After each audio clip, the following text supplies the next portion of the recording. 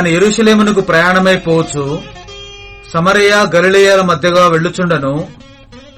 ఆయన యొక్క గ్రామంలోనికి వెళ్ళుచుండగా 10 మంది కుష్ఠరోగులు ఆయనకు ఎదురుగా వచ్చి దూరంలో నిలిచి, యేసు ప్రభువా, మమ్ము కరుణించుమని కేకలు వేసిరి. ఆయన వారిని చూచి, మీరు వెళ్లి మిమ్మును యాజకులకు కనపరుచుకొనుడని వారితో చెప్పెను. వారు వెళ్ళుచుండగా శుద్ధులైరి.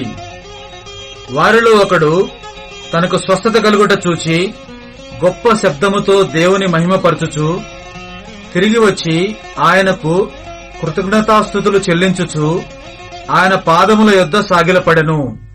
వాడు సమరయుడు. అందుకు యేసు, 10 మంది శుద్ధులైరి కారా? ఆ 9 ఎక్కడా? ఈ అన్యుడు తప్ప దేవుని మహిమపరచుటకు తిరిగి వచ్చిన వాడెవడనూ అగపడలేదా అని చెప్పి, నీవు లేచిపొమ్ము, నీ విశ్వాసము నిన్ను స్వస్థపరిచినని వారితో చెప్పాను.